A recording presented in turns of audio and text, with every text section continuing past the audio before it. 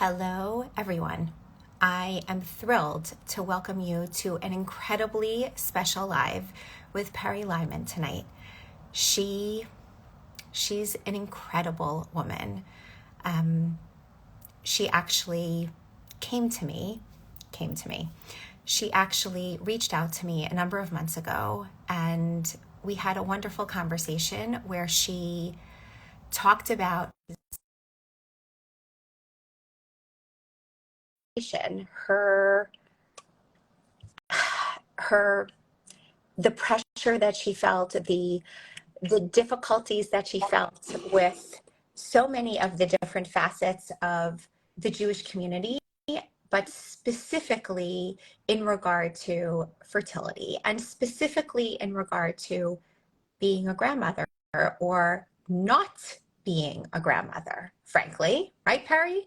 And so I'm giving everybody the backgrounds, right? So Peri reached out to me and she said, I need to get this off my chest. I need you to listen to me. I need to get this off my chest. And then I said, okay, that's awful. That's terrible. You're 1,000% right. This goes well beyond just the actual people who are struggling. It obviously affects, I know, because this is the work that I do. It affects the entire family. It affects the entire community when someone is struggling, and the sensitivity of how do we react and how do we talk to people, etc. So I said to Peri, so do you want to talk about it? Do you want to talk about this publicly? Do you want to write about it? Do you want to do anything anonymously, not anonymously, whatever? And she said, no, I'm not ready. And then I promise everybody, I'm going to let her talk because you will hear from her, I promise. But I had to give you this background because it's important in order to frame this conversation. So in the last week, we've been talking a lot about communal expectations, pressure, etc. And I just kept running this idea back and forth around in my head about how we haven't talked about the rest of the family. And I really wanted someone to give that viewpoint. And so on a whim, on a lark, I reached out to Peri again and I said, Peri, I know you said you didn't want to talk about this. I remember and I respect that, but maybe it kind of changed your mind. Have you reconsidered? Timing is everything. And here we are. And here we are. Okay, Peri, introduce yourself. Tell people who you are. Tell them. I'm Peri, and I'm here to make everybody feel better about whatever situation they happen to find themselves in our community. Because being different and having a unique, not as typical a journey as everybody else could make a person feel very isolated. And that's what we don't want to do as members of B'nai Israel. That's not what we want to do. So that's what we're here to talk about. Correct. And so when I called you, when I reached out and I said, Peri, so are you ready?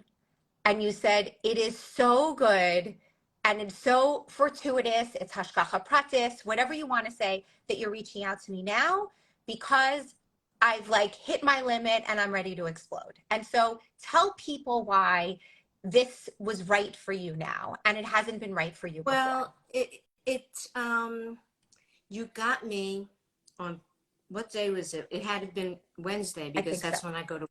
And I was at work and you sent me one of your very soothing voice notes that sound like yoga. And I heard that voice and I had such a rough morning and dealing with my lovely daughters. And I realized that it was like you were a shaliach and I was ready to be shaliached by you. And here I am. And I told Aimee a lot of different experiences that I have been through. And, it's not only the Jewish community. The reason why I think it's important for us to talk about it within our communities because we're supposed to be like a light unto the nation. So, and to the other nations. So we have to start taking people out of the isolation booth when they're different. Correct. The Okay. leper colony, the isolation booth, Khayram, wherever Totally. we find ourselves at the moment. Totally. Totally. Okay. So for people who don't know you, because I know you have a tremendous fan club who is here already, and they're already saying all the amazing things about you. And they're all true. They're all true. People are saying you have to listen to everything that Peri is saying, all true. But for the people who don't know you, Peri, can you give us a short snippet into your life? Tell us, about the fact that you were were married, divorced, married again. Tell us about your children. Explain to people, we called this topic, this talk, I was supposed to be a grandmother, but for people who don't know you, they don't understand why this is relevant. So take us in. To be a grandmother, I was supposed to be a lot of things. And when we're all little girls, we all think that we're going to be all of those things. It doesn't dawn on us that life happens sometimes differently. So I got married way too young, and I had two little girls, and my younger daughter has severe special needs, and my older daughter is a delicious person, and she has a WhatsApp. She has a presence of her own, and she doesn't fit into, she's a square peg trying to fit into a round hole in our community. She is a therapist, she's a songwriter, I'll tell you more about her after. It's not really about her. All you have to know about her is she is not living the life that we were indoctrinated to believe was the only way to live. She's doing her, and she's awesome, and I'm very proud of her. And I'm a little bit jealous that she is getting to do all that without feeling the pressure that I always did to, have kids, let them do well, have a job, type A personality. She's not. Amazing. So you personality. Amazing. And I've gotten Peri's given me a little bit of a glimpse into her personality, and she is absolutely incredible.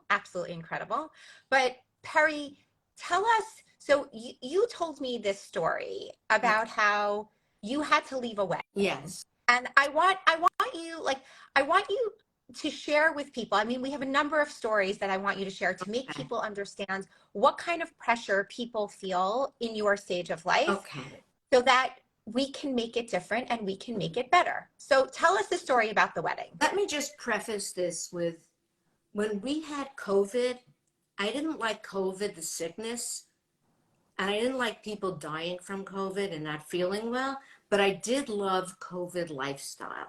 Hashtag COVID lifestyle. Not leaving my house, not going to shul, not even going to a shiva visit, because when you're not experiencing the same journey that your typical friends are, just leaving the house is a very dangerous, scary feat. When was it, Aimee? It was this year. I went to a wedding, and it was the wedding of an old friend of mine's son. And he's a great friend, and I hope he's not listening now, but he may be. It's okay, because it's not about him. The story is not about him.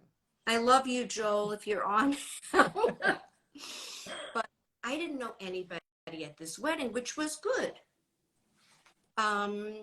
All new people. So I went and I sat down, and the best man made a speech, and it was a very adorable speech. Oh, well, my brother was such a pain in the neck to live with, the typical speech. And then the stranger next to me said to me, and how old are your kids? And this is a stranger. Now, first of all, what if I didn't have any kids? Second of all, like, who knows? Like, nobody knows anything.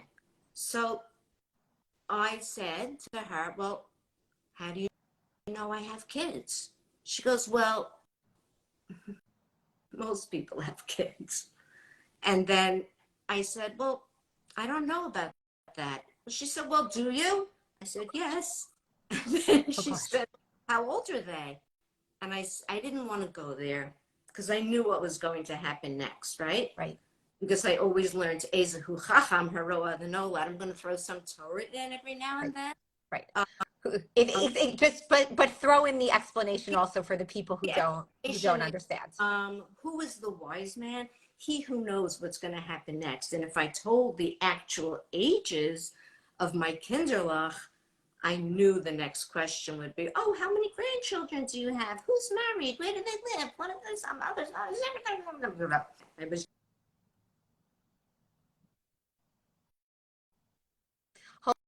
Hold on, Peri, we lost the sound for a second. So just go back one sentence. So you knew that if you said the ages, that she would immediately come to you and she would come back and, how old are the right. kids, How old grandkids, and da da da da da da. Okay. do you have? I have 57 grandchildren. My son is due next week. My daughter's due last week. And I knew I would have to go down that rabbit hole, and I just wasn't in the mood. So she said to me, well, how old are your children? So I said, old. So she said, well, how old is old? This woman was not stopping. Okay. No, it was like she had a waterboard with her. Yep. So I was being waterboarded. I tried every way to get out of it, but she goes, well, how old are they? And I said, 37 and 39. And she was like, no way. And of course, she showed me, like, look at her. She has a 40-year-old daughter. Do you believe it? But then I knew what was coming, and it came. And she said, are you a grandma? And I went, no. And she went, oh, well, are they married? And I went, no. And then this is why I had to call Aimee. Then she said to me, well, do they want to get married? Oh God. And at that point, I said to this stranger, do you mind if we talk about something else besides our children? I'm sure that we could find so many interesting topics to talk about. Two savvy gals like us. Or I didn't say that part, but I wanted to make it sound better. So she said, okay, what do you do?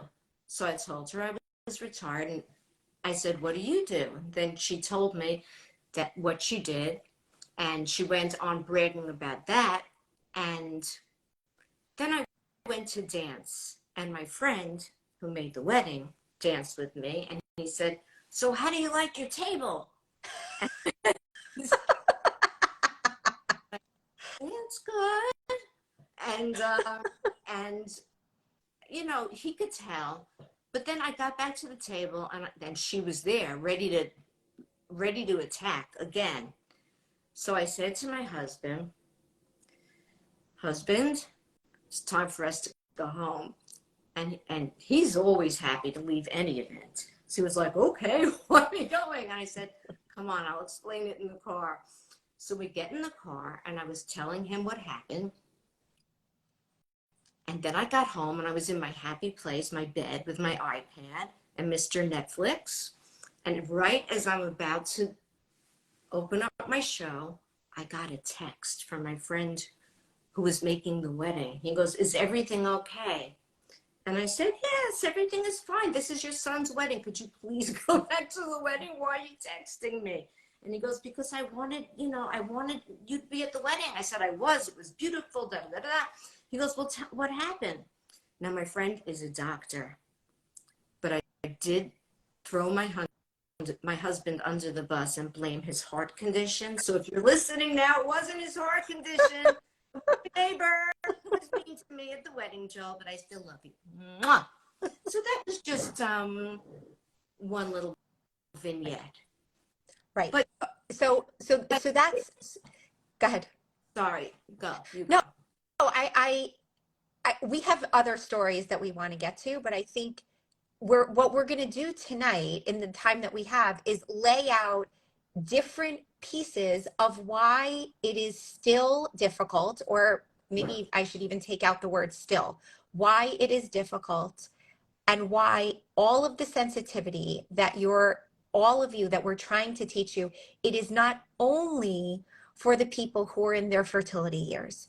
It is for absolutely everyone, the parents, the grandparents, the aunts and uncles, the cousins, saying, well, what about your sister? How many kids does she have? And what about this one? And how many, like, it is for everyone. And Why Peri, is that a topic? correct. What? Correct. And so one of your friends, I'm sure, saying you missed, or it might be actually him, said you missed a good dessert. Joel, I love you. You please boot Joel off. Um, it's all good. Okay. Oh, wait, Aimee, time Yep. out. Joel, the worst part about this is you stuck up for that neighbor and you didn't take my side, okay? That's not cool. All right. Okay, but we're back. We're past that now, right? Correct. Good. I love her. Let's do lunch if you're listening. Correct. So let's now do the next story. Let's Yep. do a Shiva story. Okay. Let's do a Shiva story. Glory. I have to tell you, I was not always so content and accepting about not being a grandmother. Now I'm so over it that I'm almost happy I'm not a grandmother, but that's a different topic.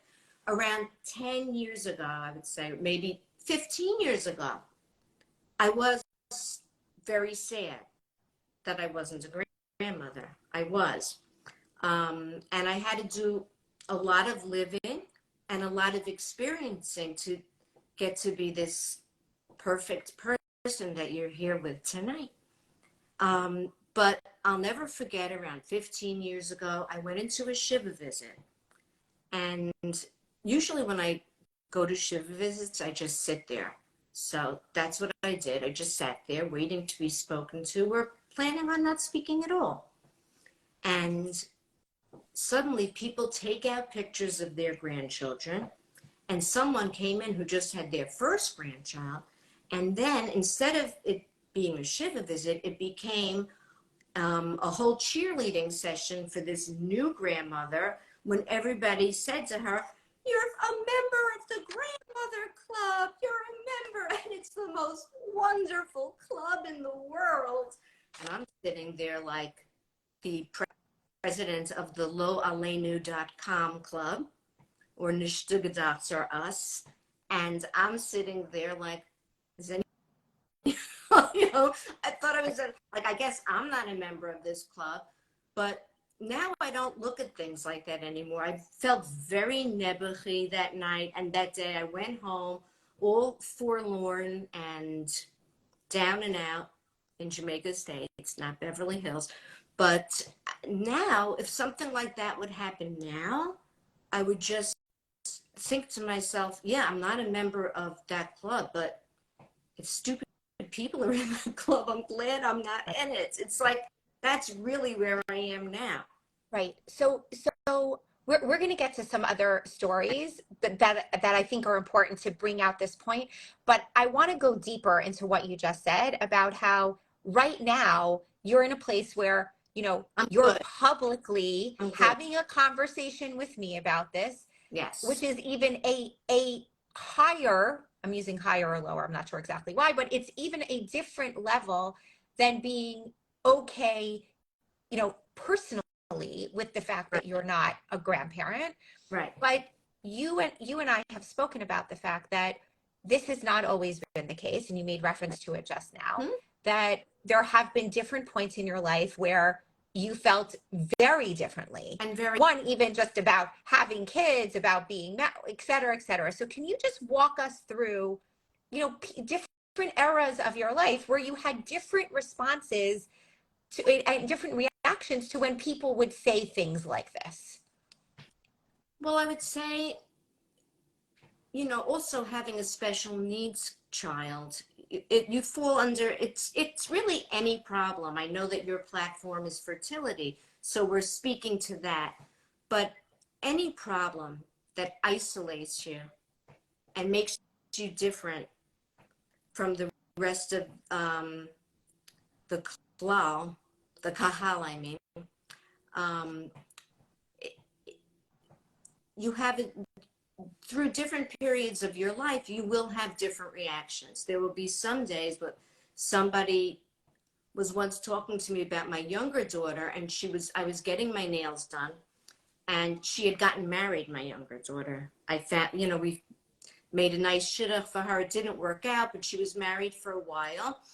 And someone who I was getting my nails dry, and I was sitting innocently at the nail dryer, and this woman in my neighborhood who is not my friend was asking me questions like, well, I don't understand. How could she be married? Or you do realize how lucky you are that somebody married her. And what else did she say? How do they pay their bills? So when I was younger, when she asked me how they pay their bills, I tried to be like sassy and flip. So I said something like, why would you like to participate in their bill paying? Something like that. But now I just wouldn't do that. But there is an end to that story. She was going on and on and on and on, like asking me. Soon I thought she was going to ask for their social security number so she could like hone in on their benefits. But it wouldn't stop. It was worse than Barbara Walters on crack. She wouldn't stop until, and I was trying to be clever, and I was trying to be cute, and all of my brain units, of which I have around 5 left, they were all dissipating. And then she said it. She said, Peri, can Lara have children? Oh, God. Let me ask, this is not my friend. And by the way, my daughter's name is not Lara. Let's change that name. Could Jennifer have children? And I actually said to her, I looked at her right in the eye, and I said, let's pretend her name is Hannah. I said, Hannah, this conversation is officially over. Yeah. And I stood up like the lady that I am. I stood up. I walked away from the nail dryer, and I believe that I was still wearing those paper pedicure shoes on Union Turnpike with tears and paper pedicure shoes. And I called my husband. I said, me, please. And as I'm outside, Hannah comes barreling out into Union Turnpike and went, Peri, wait. And I went, and she said to me, do you have any summer vacation plans? Oh, no. I mean, Hold on. And I really was very real at that moment, because she got me the same way you got me that day. And she said to me, I said to her, Hannah, as you know, I'm a teacher. So today was the first day of my vacation. So my manicure pedicure experience was part of my vacation, but you put the kibosh on that. Have a nice day. Okay, so I used to do more things like that, and people probably were scared of me. Now I just kind of ignore it, but because I feel like it's also not my job to educate people. It's not my job. It's right tonight. If you ask me things that people should say and shouldn't say to help people, I'll answer, because we're in a forum that is to we're in educate, this mode. Correct. have people find empathy and use their intellect, and it's a different mode. But in my life, it's not my job to educate. I mean, if everybody is a Torah Jew and is a Jesus-loving Christian and an Allah Akbaring Muslim, if you're a mensch, you pretty much could figure it out, what to do and what not to do. It's not that difficult. Correct. But I do have some Eitzah if you want after. Yeah, we're definitely leaving time for that. Don't worry. Okay. So I want to go to a couple of more of these stories, because I think people don't realize how shocking and insensitive it can be. And I want to get to as many of them as we can so that we frame this appropriately. Okay, Okay. so talk to me about the person who said to you, just in this vein of, now you're more comfortable with it, not comfortable, but now you don't need to give these snarky, flippant responses because you're in a different stage in life, right? So, right. So tell me about the person who talked to you, who was like talking to you about baby gifts. Oh, yes. I'm either the stupidest person on earth or the nicest, or maybe a combination of both. Because I have a friend and I love buying presents. I love it.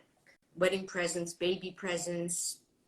And I gave her daughter a very nice baby present, which I got at a very expensive store.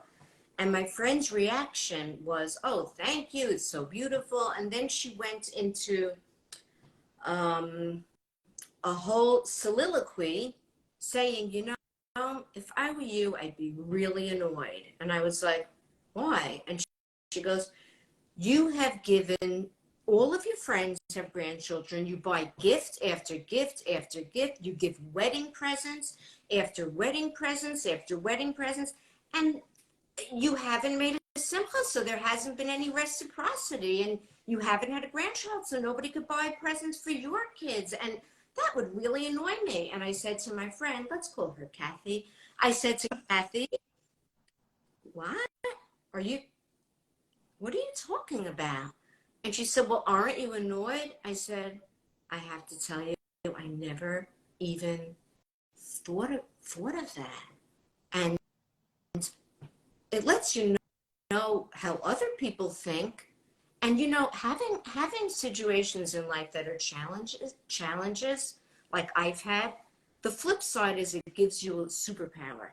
I have a lot of superpower. Like, you can see things, like I see Rashi in a lot of things that just look like shot to most people. Like, Okay, hold on. Explain that for the people who don't get it.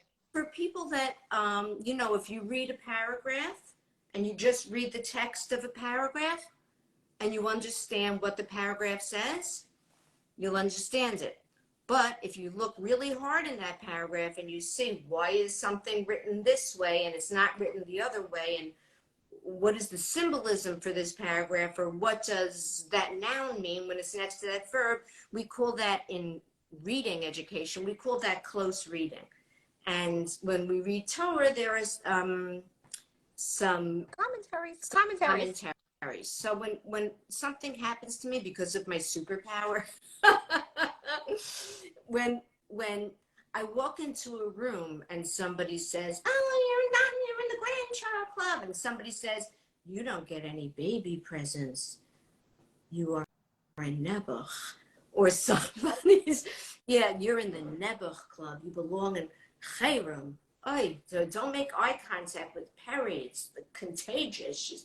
You kind of are happy that you are yourself, even though you don't have grandchildren and you don't have this, and you don't have that. You'd still rather be you than any of these people say these things, because you're not saying anything like that to anybody. If anybody understood that, what I just said, give me a heart. Yeah. A good percentage of the audience did. I mean, Peri's basically saying that anyone who has been through any kind of struggle, we're obviously, this is a fertility nonprofit, so that is our specific lens. But the reality is that anyone who's been through any kind of struggle, you approach the world differently. You approach people differently. And it just frames everything in a very different way, and you become more sensitive. You're not perfect, because none of us are perfect, and we all still make mistakes. But the reality is that we look at the world differently, and we treat people differently. My sister-in-law just came on. And I also wanted to, hi Meryl, I also want to tell everybody that I did a lot of work, for many, many years. And I went to a lot of different therapists because of all of the challenges that I had, not because I'm that much crazier than anyone else.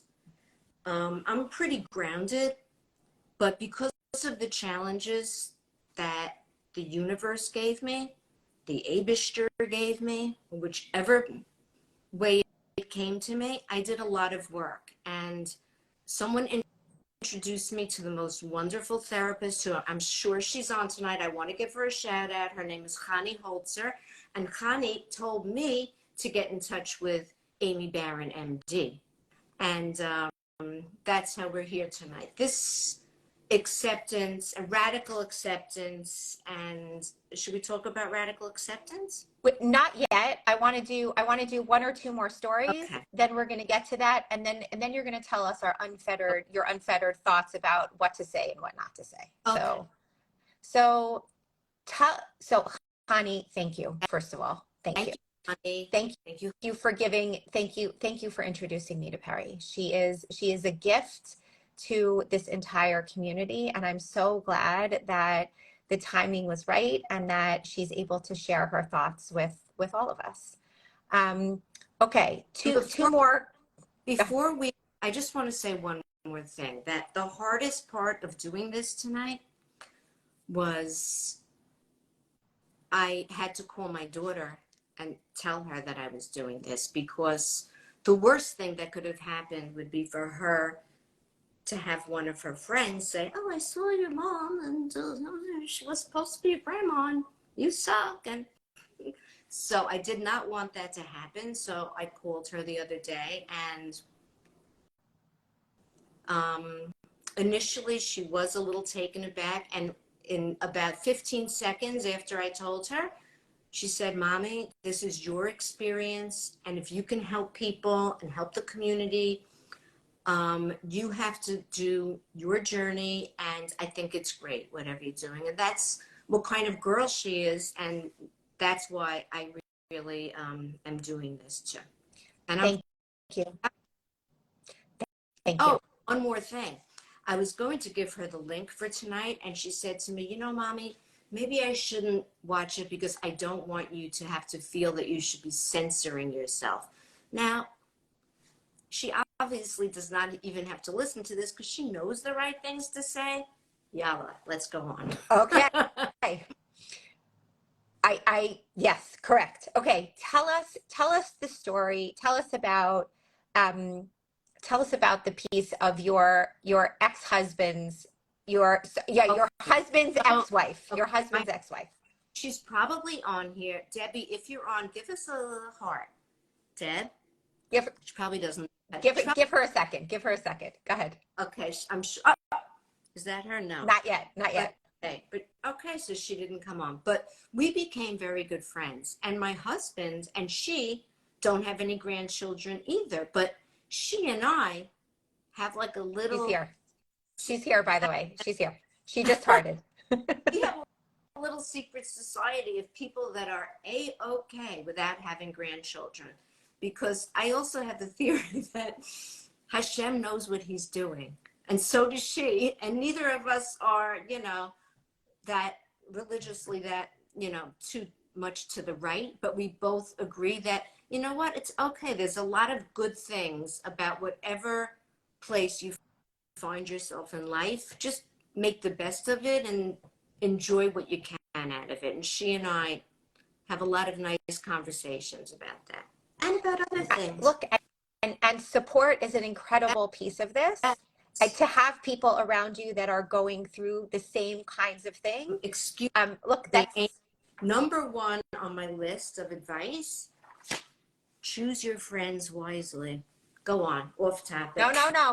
We're go. You know what? Actually, let's do it now because you have your support system. Yeah. And because you have your people. So let's do that. Number one, what would be your, give us top 3 or top 5 things that number one, so I'm going to frame it that you would say that someone who is in your shoes, and we're saying in general, the general struggle or people who are receiving these kinds of, negative comments, what would you say that they should do? How should they bolster themselves? Okay. And also maybe one, two, as many comments of things that they can say to others when they get these kinds of responses. But I have to keep it clean, right? Yeah. No cussing? Yeah. Okay. Yeah. Okay. Ish. Oh, I'm not trying not to get kicked off of Instagram. Trying. well, I mean, that happened once. I didn't get kicked off, but they banned me for some unknown reason. So your job is not to get me banned. I'm out of a proud mom. Oh, Dad, look what my husband's ex-wife just wrote. Likewise, Dad, but Gary does not like that. We like We don't have to tell him. It's fine. He's on this. I think he's upstairs in his gear lair. Okay, so okay. Number one, find good friends. Okay, even when I was very depressed in my 30s, then when I was feeling quasi-depressed in my 40s, depressed-ish in my 50s, 60, boom, Chanis Holzer, boom, no more depression, and meds help too. But number one, find good friends, always. I was very, very, very lucky to always have good friends, okay? And number two, the real secret is you have to do what works for you. I can't tell you what's going to work for you. I can tell you what worked for me. For me, there are some days that, of course, I get sad. If my younger daughter isn't well, I'm going to be sad. So if I feel like going in my bed and watching 20 hours in a row of Netflix, I'm going to do that. And then when I sometimes feel like I got to get out, I got to go to work, I'll go to work, I'll force myself, and then I'll feel so much better at work. So it's so iffy. It depends on how you are, and whatever you do, that's the right thing for you. Don't listen to your brain, listen to your gut. That always works better. I never ever did that until recently. I always tried to intellectualize everything. Why is this happening? How did this happen? How come I'm here? What's going on? Why is this happening to me? Why does this one have this? Why do I have nothing? And then I realized that I don't have to understand. It's not my job to understand. It's just my job to make everything better. That's it. And just to enjoy what I have. And everybody does have something good. If not, you can join my website, loalenu.com. You can direct message me, and I will. And there might be some like off language there, just FYI. And just let people know. loalenu.com? Correct. No, Lila. Okay, sorry. Okay. Number three. Point is, everybody is so different. So for me, being busy works the best. I even take myself to Broadway shows at night by myself. Okay, I'm a member of TDF. I get on the train, I go, I see a show. When I'm watching a show, I can't think about anything bad. I just watch the people on the stage. I'll bring a book on the subway. My mind has to be busy with other things.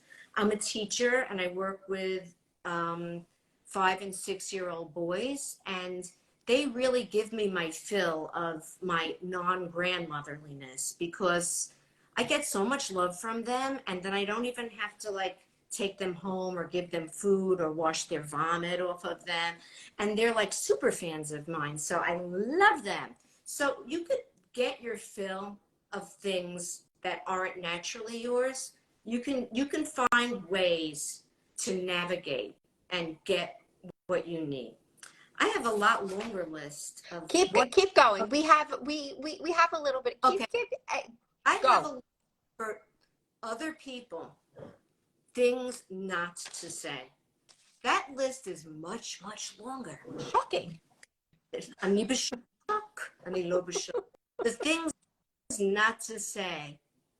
Excuse me, Gary? I always wonder. Oh yeah, my husband says I always wondered where you go. Well, maybe if you would come with me to a show, I wouldn't have to go by myself as the president of Nebuchs Anonymous on the train alone. Okay, this is not the time to be discussing having marital counseling, etc. We're focus. Okay, go ahead. Number one thing not to tell someone. Hashem gives people things that they could handle. You can handle this. You can handle this, because that, I don't like to say the word trigger, but man, oh man, does that trigger me. You're so strong. Like, I'm not a person.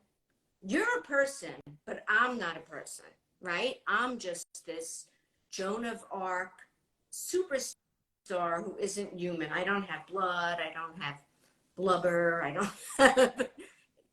It's very patronizing. Please, people, all 71 of you, don't do that. Well, actually, I won't, and you won't, and Chani won't, and Debbie Lyman won't. So 70 others, 69, don't do that. No bueno. Okay? And all of the people who are watching or listening to this recording, correct? Yes. The people who are not listening to this, people who will hear it tomorrow, don't do that. Yep. Here we go. You're so strong. I'm not like you.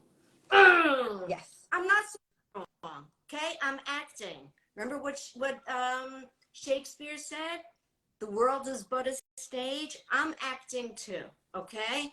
I'm not the clown that everybody always thinks I am. Okay? I'm not so strong. Hashem gives things to people that they actually can't handle. That's why people have nervous breakdowns and are in mental institutions. So shut it down, guys. Yep. Okay. Yep. And what do people do before meds? I handle correct. anything. I have no, like, how did they correct. have meds in Auschwitz? Well, the one thing that's different about something like this is in Auschwitz, everybody was still together going through the same communal group experience. And lahavdil, thank God we're not in Auschwitz. But when you go through something like this and you're living in a Jewish community, you are isolated. And that stings, because you feel like, am I not good enough? Am I not smart enough? Am I not? I sound like Stuart Smalley from so I'm going to stop. This really, that's right, Hindi, that's right. Yep. Okay, this is my worst one. You pour your heart out to somebody because somebody will call you and say, how are you? And you're at that weak moment where you really just want to say how you are. And then you tell the person how you are. And then they say this, I don't know what to say. And then once they say, I don't know what to say, I feel like, well, I shouldn't have said everything I said to that person. You don't have to say anything. Nobody's telling you their problem because they want you to say something. They just want your love. They want to know that they're heard. They want a safe place to be seen.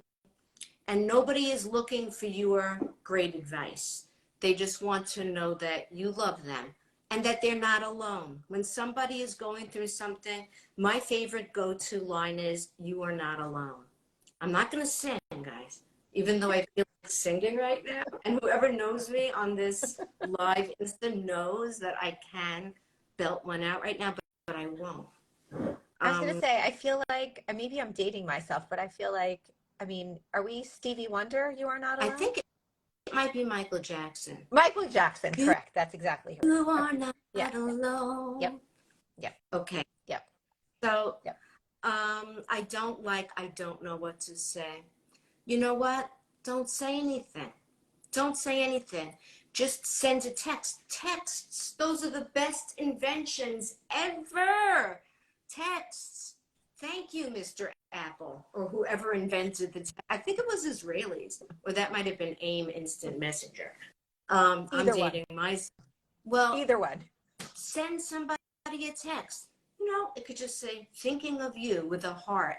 That's the best thing. Nobody has an hour to talk to you anyway. Nobody wants to talk to you for an hour. I sound so bitter, but the truth is, I'm not. No.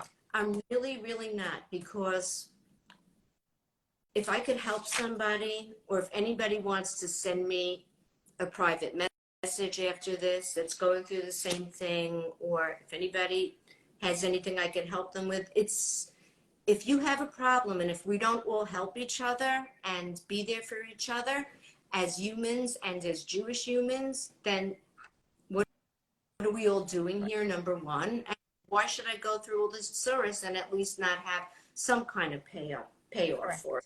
Correct. Okay, here's my question though. So in that scenario that you just discussed, you just unloaded for 20 minutes and Yeah. you're crying hysterically and you were at a weak moment and you just needed someone. What do you want them to say? I know I don't say anything except I love you. Okay. And Right. I'm here for you. And we'll get through this together. And that's enough. I don't need, or, something really nice. If somebody offered to go with me to visit my younger daughter when she was in not a good place, a very random person, and two random people that I wasn't even really that friendly with. And that, of course, I didn't take them up on it, but for somebody to just sit with me for hours and hours in a car and make that offer, just the offer filled my whole soul with love and coziness, and just, love is a big deal. There are some other people who have talked about the offer to go with them to fertility treatments, to either drive them there, drive them back, or even come and sit with them at appointments.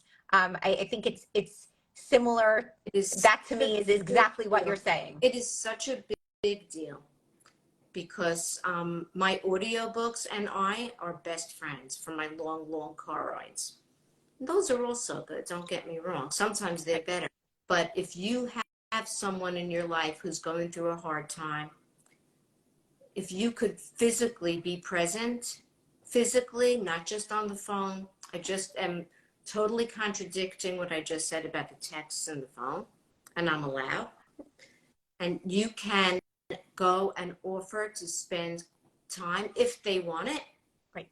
Do That's the key. That's the key. If they want it. If they want it. Right. That's the key. And I'm also going to make another suggestion. Sometimes people, if God forbid they've had a miscarriage or a stillbirth and they have a place where they know that their baby is buried, sometimes they want someone to accompany them to the cemetery. So that's another thing, practical thing that you could do for someone.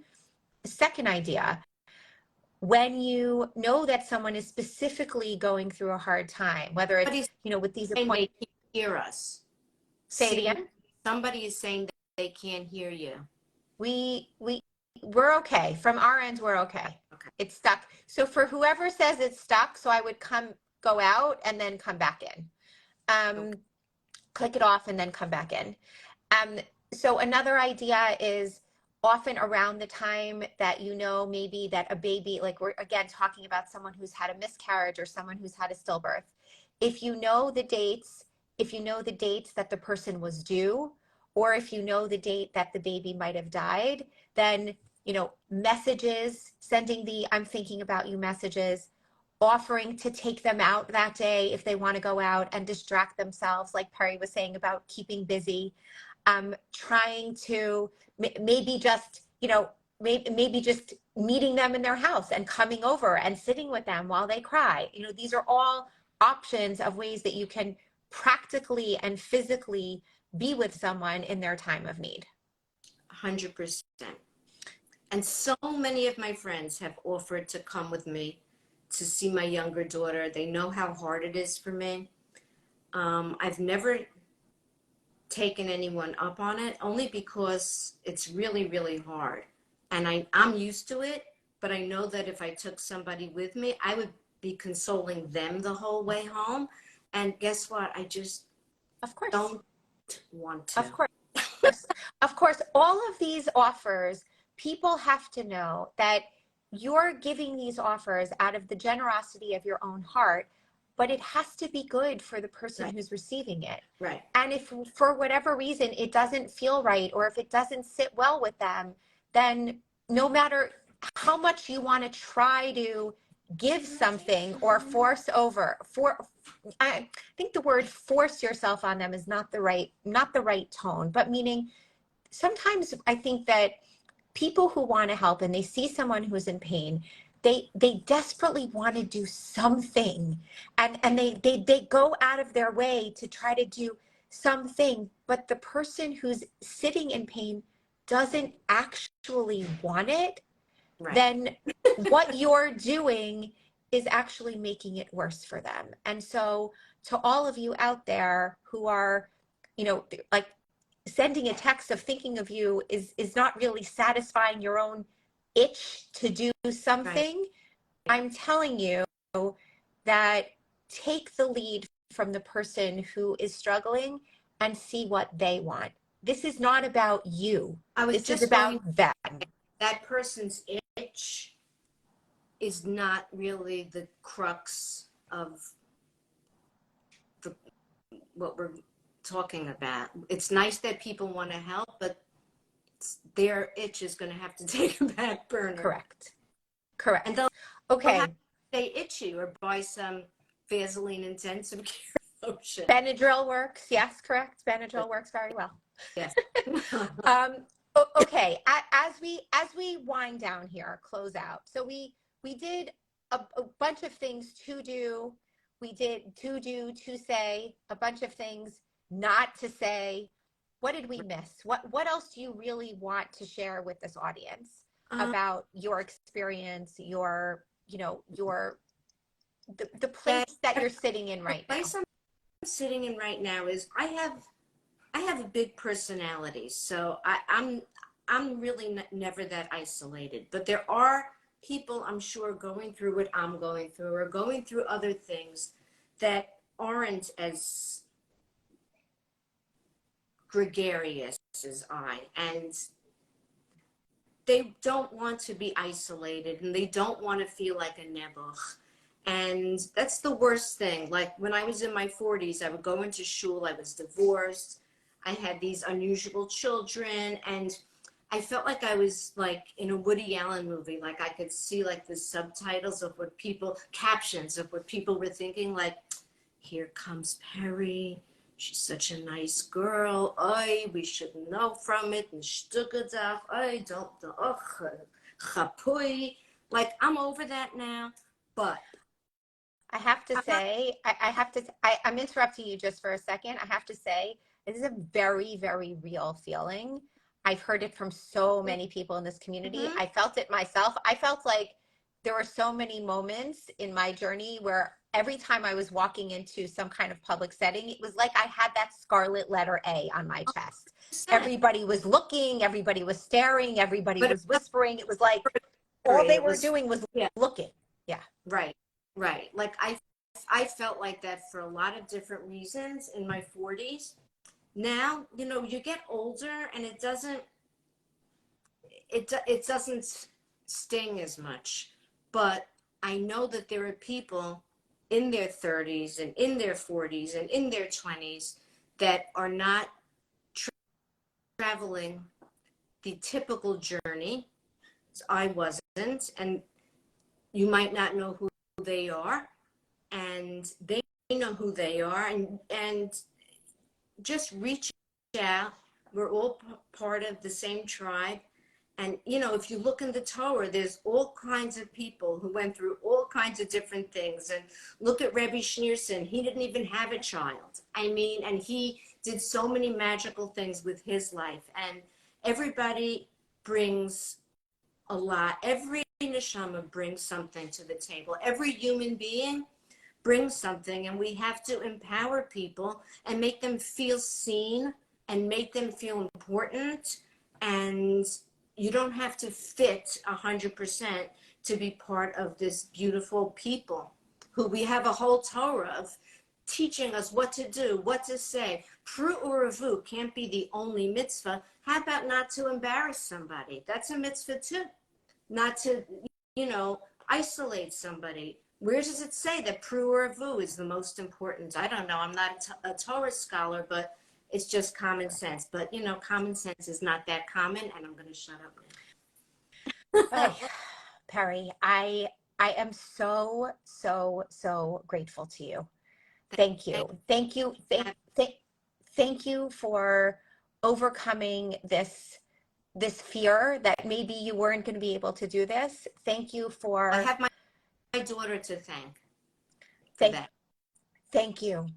Thank you. Thank her. Thank everyone. Thank your husband. Thank Debbie. Thank Debbie. Thank everyone. Okay, Peri, where? I know I have to say, I've done, I think this might be, we're in the 90s in terms of the number of lives that I've done. Right. And I don't think in all of the lives that we've done, we've had this many comments of people who just were here to support you and love you and tell you how much your words mean to them. I didn't see anything because I'm focusing. I couldn't see it. You're going to have to tell me later. I'll tell you it all. I'll tell you it all. I'll tell you it all. Okay. Everyone, thank you so much for being here. This is, yeah. What? But I love you, Meryl. That's my sister-in-law. Listen, can I just tell you one quick story? Absolutely. My sister-in-law, Meryl, called me around 15 years ago. I was really, really down. And she goes, how are you, Peri? And I said, how am I? Meryl, I want to join the witness protection program. That's how I am. And she's like, what do you mean? And I'm like, I don't want to have to witness any crime or anything, but I want to get a brown wig and go change my name to Jane McGillicuddy and live in a state that starts with letter I. Okay? I can't do this anymore. So we went away for Pesach and we sat with Meryl and I love you, Ivy. And we're sitting at the table and Meryl says to me, look under your plate, sis. And I pick up my plate and there is a card inside for a facial and a massage for my sister-in-law. And I go, what is wrong with you? Why'd you do this? And she said, you wanted to join the witness protection program. So, that's a real, people, if you're listening, get somebody a facial or a massage. That always works for me. Totally. Look, except for the people who hate having their face or their hands or their feet touched, right? Not for them, but for the others, right? For all the others. Knows I love to be touched. Yeah. Okay, Peri, thank you so much. If anybody wants to reach out to Peri, we're going to tag her all different ways. You absolutely can. She is happy to speak to anyone. Very. And you can see. I mean, let me just say one thing just about Peri. What you're seeing right now is about, I would say, it's about somewhere between 60 and 70% of her true oomph. She's had to bring a little back. No. But what I'm saying is that because, we're trying to make it a family-friendly situation. I didn't sound like a sailor tonight. Correct. I'm not saying sailors are always so great, but in certain situations, when you're trying to get a point across, sometimes you need a little oomph, right? And so to all of you out there who want to reach out to Peri, and get the real Peri. I urge you, and I think it would be an incredible opportunity. Who is DF18? Who is DF18K? Peri has been there for me in so many ways.